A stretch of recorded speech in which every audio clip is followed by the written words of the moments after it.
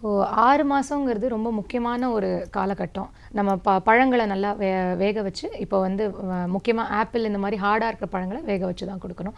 So அதே மாதிரி காய்கறிகளை நல்லா நல்லா குக் பண்ணி வேக வச்சு தான் நம்ம கொடுக்கணும். ஸோ இது எல்லாமே ஒரே நாளில் ஆரம்பிக்கக்கூடாது. ஸோ இப்போ 6 மாத குழந்தைக்கு ஆரம்பிது ஒரு உணவு one at a time. So இந்த வாரம் ஒரு உணவு கொடுக்குறோம், ஒரு வேளைக்கு கொடுக்குறோம், அது நல்லா ஜீரணமாகி குழந்தை கரெக்டாக எதுவும் வயிறு உபசம் வராமல், வாமிட் வராமல், மோஷன்லாம் கரெக்டாக போயிட்டாங்கன்னா அதுக்கு அடுத்த வாரம் அடுத்து.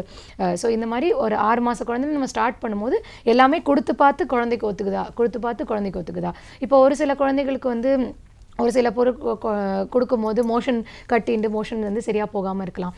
அதே மாதிரி ஒரு சில குழந்தைகளுக்கு ஏதாவது ஒரு உணவு கொடுக்கும்போது வயிற்றுப்போக்கு வயிற்றால் வரலாம். ஸோ இந்த மாதிரி கேர்ஃபுல்லாக நம்ம புதுசாக ஆரம்பிக்கும் போது எல்லாமே ஒன் பை ஒன் கொடுத்து அதே பொருளை டெய்லி கொடுக்கும்போது அது நல்லா ஜீரணமாகுதா, ஒத்துக்குதா, அதனால் குழந்தைக்கு ஏதாவது வருதா, பாதிப்பாகுதான்னு பார்த்து தான் ஒன்று கொடுக்கணும். அப்புறம் குழந்தைகள் ஒன்ஸ் வளர்ந்துட்டாங்க, ஒரு 9 மாதம் 10 மாதம் ஆயிட்டாங்கன்னா அதுக்கப்புறம் ஒரு நாளைக்கு 3லேருந்து 4 முறையே நம்ம சாலிட் ஃபுட்டு கொடுக்கணும், தாய்ப்பாலை தவிர.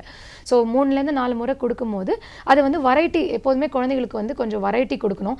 ஒரே விதமான உணவை டெய்லி கொடுத்துட்டே இருந்தாலும் குழந்தைகளுக்கு போர் அடிச்சிடும். ஸோ கண்டிப்பாக இப்போ காலையில் நம்ம கஞ்சி கொடுக்குறோன்னா அடுத்து கொடுக்கும்போது திருப்பி கஞ்சியை கொடுக்கக்கூடாது. ஸோ அவங்களுக்கு ஒரு பொங்கலோ, இட்லியோ, உப்புமாவோ, தோசை ஏதோ ஒன்று நல்லா மேஷ் பண்ணி அது மாதிரி கொடுக்கணும்.